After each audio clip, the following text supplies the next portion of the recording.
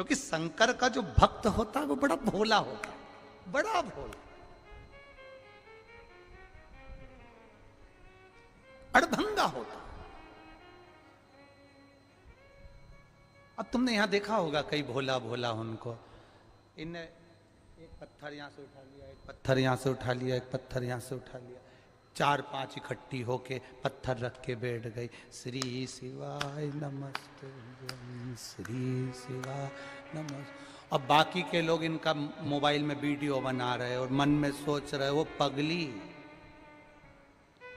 यहां शंकर जी कहां है? तो एक नहीं बोली, और जो वीडियो बना रहा था उसको और देख के बोली श्री शिवाय, श्री शिवाय। इतने में तो वीडियो वाला भी खसक लिया बापड़ा, उन्हें कही सब सन के हैं, अब इनका क्या भरोसा है, अब शिव तो शिव।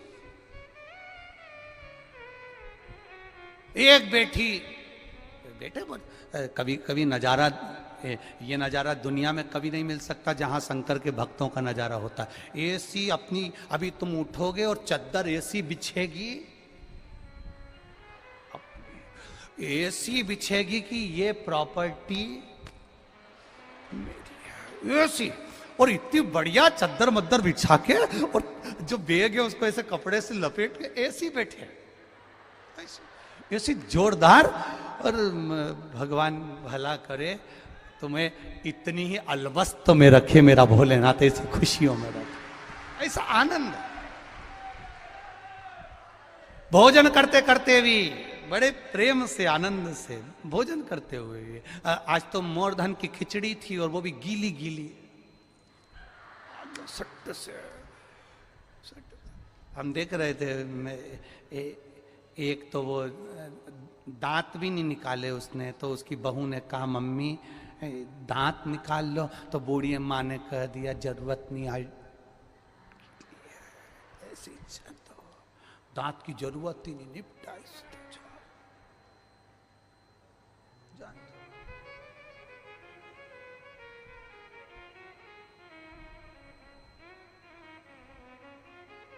छह टन मोरधन की खिचड़ी सुबह ही निपट गई थी। कितने टन? कुंटल नहीं, 6 टन की। फिर दूसरा 6 टन वापिस आया 12 बजे से 7 बजे तक निपटाने के लिए। और कोई दिक्कत नहीं, कितना भी टन आए तुम आराम से टनाटन रहो, आराम से खाओ पियो मौज करो, चकाचक रहो। आनंद की ये मस्ती, ये आनंद जीवन का कहीं नहीं मिल सकता जो शंकर की कथा का रस तत्व में मिल सकता। भक्ति में रहो, भजन में लगे रहो। रात्रि को सोने से पहले श्री शिवाय नमस्तुभ्यम। मेरा विश्वास कहता है जिसको घर पर भी नींद नहीं आती होगी, जब वो ये पंडाल में दरी पर चद्दर में इधर से ये कूच रिया उधर से वो कूच रिया, और तुम मुंडा ढाक के और फिर सो रही, ऐसी नींद आ रही कि मन कर रहा और सो लूं और सो लूं। और बचा कुचा था तो सुबह से चिल्लाने वाले इतने चिल्लाए, कहाँ जा रही, पानी नी। फिर इधर से इतने में तो फिर सवेरे 4 साढ़े 4 बजे तो नींद खुल के फिर बैठी, थोड़ी देर सोचती रही, इधर जाऊं उधर, फिर सोचा टैंकर में पानी है क्या, अब विचार करो। इतने में कहीं का दौड़ के आके बोला, बड़ी मुश्किल से एक बाटल मिला है, ऐसा मिला जैसे कुबेर का खजाना मिला है, एक बाटल मिला है, बहुत दमदारी से, कितनी मशक्कत करी तब मिला है, बड़ा जोरदार। अब यहां समझ में आ रहा है कि पानी का मूल्य कितना है, कितना समझ में आया, पानी की कीमत कितनी है। आज समझ में आया कि एक ही बाटल में से इतने में कुल्ला कर लिया, इतना पी गए और इतने से अब समझ में आया कि जल ही जीवन है, इसके सिवाय कुछ भी नहीं है। सारी समस्या का हल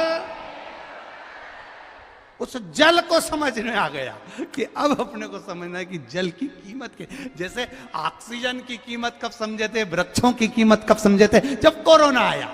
अब समझ में आया, अपन ने सारे पेड़ कटवा दिए, ऑक्सीजन नहीं मिल रही, अब मशीन होने लगाना पड़ रही है। तब समझ में आया कि 2-4 पेड़ लगाना थे, वृक्षारोपण करना था, तो ऑक्सीजन की कीमत समझ में आती कि ऑक्सीजन क्या है।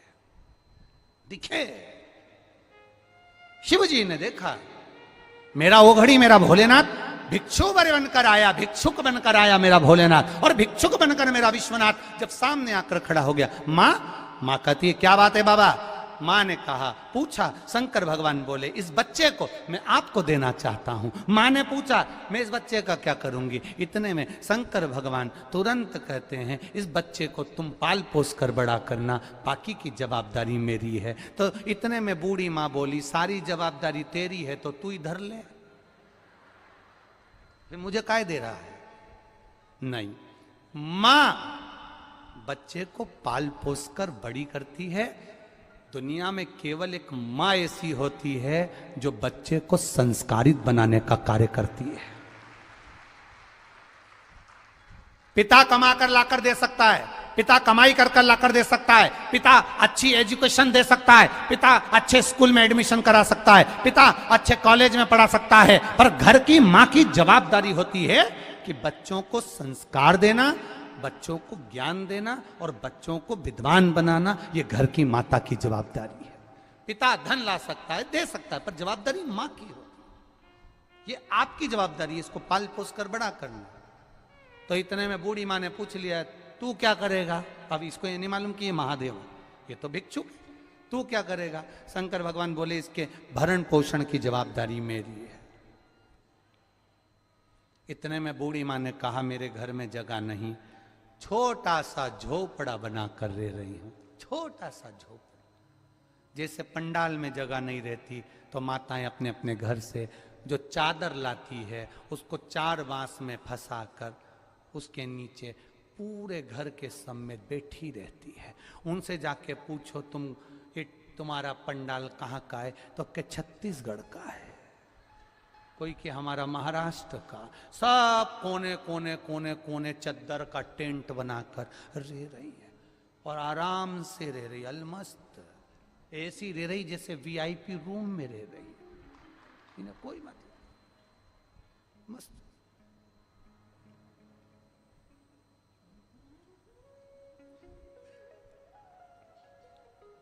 महाराज अब शिव जी ने कहा बाकी की जवाबदारी मेरी है। बुढ़िया को दिया। बुढ़िया ने कहा मैंने कपड़ा धो रही थी, इतना में तू आ गया और कपड़े का पानी तेरे पे पड़ गया, कपड़े का पानी तेरे पे पड़ गया।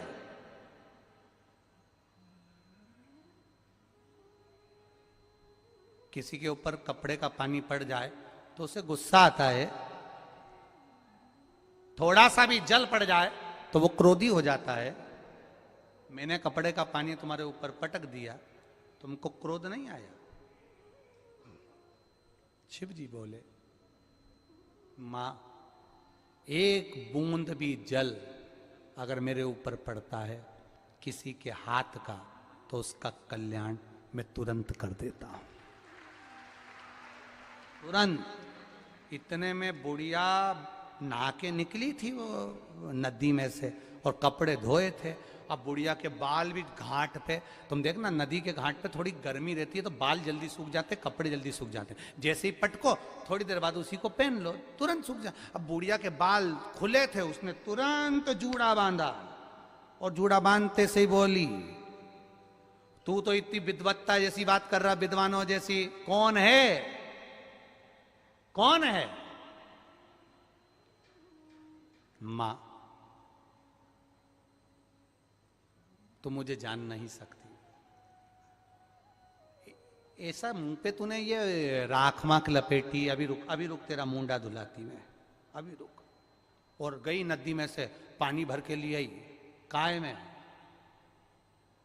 वो माओं के पास में क्या होता कपड़े धोने के लिए, जो बाल्टी बर्तन जो, वो लई धो के, और जो नदी में से पानी लई ने देवाधिदेव महादेव पे जो डाला, सारी भस्मी नीचे, भस्मी जैसी नीचे आई। पार्वती जी मुस्काई, इतने में महादेव असली रूप में प्रकट हो गए, असली रूप में प्रकट। जो मेरे देवाधिदेव महादेव को देखा, चरणों में पड़ गई, शंभु मैं पहचान नहीं पाई, किस रूप में तू आया, किस रूप में, तेरा स्वरूप क्या है मैं जान नहीं सकती। एक बात आपसे भी कहेंगे, क्यों बुलाया कुबेर भंडारी ने तुमको इतने इतने दूर से, ये हम भी नहीं जानते, पर एक बात जरूर जानते हैं कि वो जिसको बुलाता है, जिसको पकड़ता है, उसका हाथ कभी नहीं छोड़ता है, कभी नहीं छोड़ता। क्यों बुलाया उसने तुमको यहां, ये हम नहीं जानते। क्यों भिक्षुक बनकर मेरा देवाधिदेव महादेव गया, भिक्षु वर बनकर गया, 19 अवतार में से एक अवतार भिक्षु वर अवतार रखकर मेरा देवाधिदेव महादेव गया, पहुंचा, और जो जल पड़ा देवाधिदेव महादेव प्रकट हो गए, शिव जी प्रकट हुए। मां मांग तुझे क्या चाहिए, मां ने कहा कुछ नहीं चाहिए, अब आपका दर्शन हो गया, बस इतनी कृपा करना, इस बच्चे को मैं पाल पोस कर बड़ा कर दूंगी। पर ये है कौन, उस मां ने पूछा, तुम्हारा क्या रिश्तेदारी है इससे, क्या संबंध है तुम्हारा इससे, क्या संबंध। कई लोग कहते हैं सियोर वाले महाराज जी से तुम्हारा कोई संबंध है क्या, कोई रिश्तेदारी है क्या, तो दुनिया के लोग कह देते हैं रिश्तेदारी तो एक ही है, बस वो रिश्तेदारी कोई नहीं जान सकता, वो है जो महादेव का है वो हमारा है, और जो हमारा है वो महादेव का है, इससे बढ़कर कोई संबंध नहीं हो सकता, इससे बढ़कर कोई रिश्तेदारी नहीं हो सकती।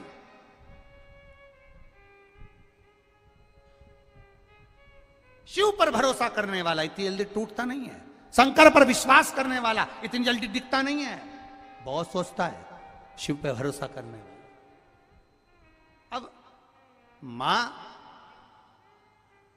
मांग तुझे क्या चाहिए, बूढ़ी मां ने कहा नहीं मुझे कुछ नहीं चाहिए, बस अब ये पूछना चाहती हूं, मेरे ऊपर बस एक कृपा कर दो, मुझे ये बता दो कि इस बच्चे से तेरा संबंध क्या है। शंकर भगवान से पूछ रही, इस बालक से तुम्हारा संबंध क्या है, इस बच्चे से तुम्हारी रिश्तेदारी क्या है। शंकर भगवान बोले इस बच्चे से मेरी रिश्तेदारी नहीं है, पर जो मनुष्य एक लोटा जल मेरे शिवालय में जाकर मुझ पर चढ़ाता है वो मेरा अपना रिश्तेदार 71 पीढ़ी तक बन जाता है। एक पीढ़ी का संबंध नहीं है तुम्हारा। उज्जैन के ऋण मुक्तेश्वर मंदिर में बड़े बड़े अक्षर में लिखा है, पत्थर से गुथा हुआ, कि शिव महापुराण की कथा सुनने वाला, शंकर भगवान पर एक लोटा जल चढ़ाने वाला, कोई टीवी पर सुने, फेसबुक पर सुने, यूट्यूब पर सुने, चाहे पंडाल में सुने, शिव महापुराण की कथा सुनने वाला शंकर भगवान की 71 पीढ़ी से जुड़ जाता है। अर्थात आपकी 71 पीढ़ी मेरे महादेव की पीढ़ियों में जुड़ा हुआ है। 71 पीढ़ी आपकी मेरे महादेव से जुड़ी हुई है। अब ये जल इसके पिता ने चढ़ाया, ये जल इसकी माता ने चढ़ाया, वही जल का फल मुझे देना है, उस जल का फल मुझे देना है।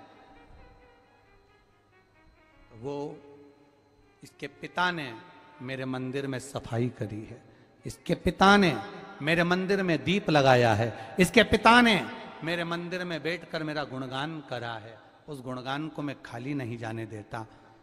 उसने अपने कर्म का भोग भोगा तो वो मरकर चले गया, अपने कर्म के भोग के कारण उसका बेबहू चले गया, उसके कर्म के भोग के कारण उसकी पत्नी चली गई, पर उसके जल चढ़ाने का फल अब मुझे देना है। वो कहे भोले बाबा तेरी नौकरी सबसे बढ़िया, सबसे तेरे दरवाजे की चाकरी सबसे बढ़िया है, सबसे खरी। जब से तेरा गुलाम हो गया,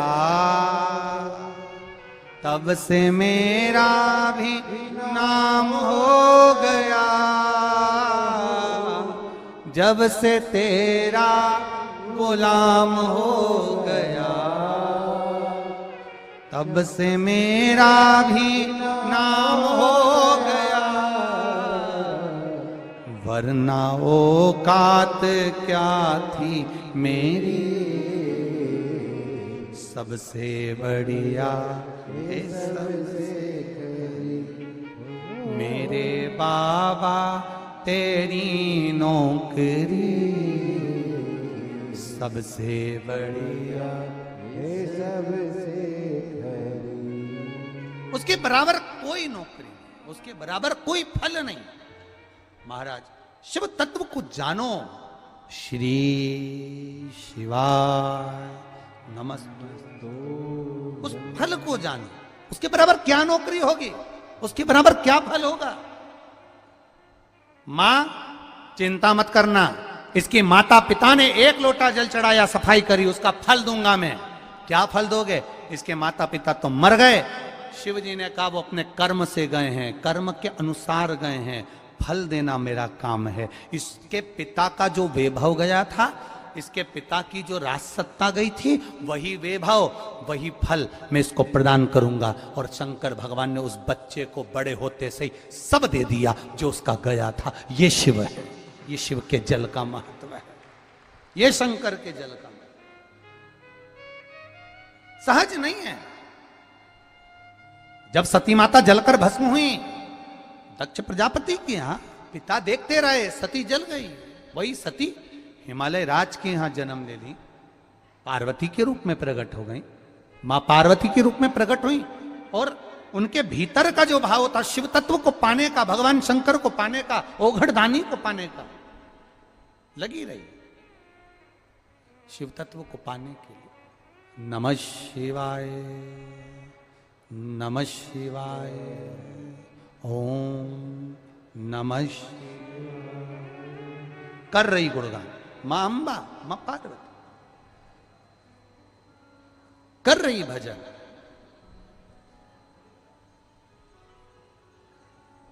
श्री शिवाय नमस्तु। श्री शिवाय नमस्तु। श्री शिवाय नमस्तु। श्री शिवाय नमस्तु। श्री शिवाय नमस्तु। भोला सब दुख काटो भार, ओ भोला सब दुख काटो भार। शिव शंकर जपो तेरी माला,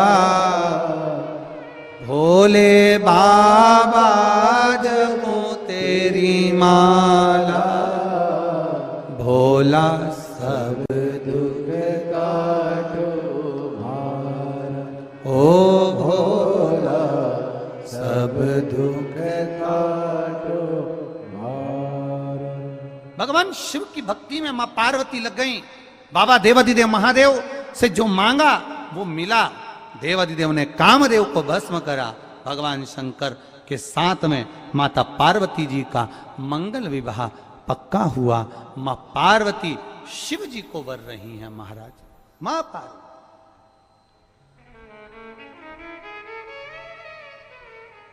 आज शिवरात्रि के दिन भगवान शंकर के प्रागट्य उत्सव भी है। भगवान शिव का जन्म, शिवलिंग का प्रागट्य इसी शिवरात्रि के दिन ब्रह्मा और विष्णु ने मिलकर करा था, इसी शिवरात्रि। इसीलिए इसको कहते हैं महाशिवरात्रि, महाशिवरात्रि। और इसी दिन मां उमा महेश के साथ में, भगवान शिव के साथ में ब्याही थी। इसी शिवरात्रि, इसीलिए इसको शिव नवरात्रि कहते हैं। और इसके बाद में फिर दूज जो आती है उसको फुलेरा दूज कहते हैं। फुलेरा दूज मतलब भगवान शिव से अपने हृदय की बात कहना, जो दान किया, पुण्य किया, सत्कर्म करा, वो कभी छिन्न ना होना। अर्थात सारे व्रत, सारे उपास, सारा दान मरने से पहले हो सकता है छिन्न हो जाए, पर फुलेरा दूज का किया हुआ दान, पुण्य, सत्कर्म, भजन, कीर्तन कभी समाप्त नहीं होता। वो फुलेरा दूज।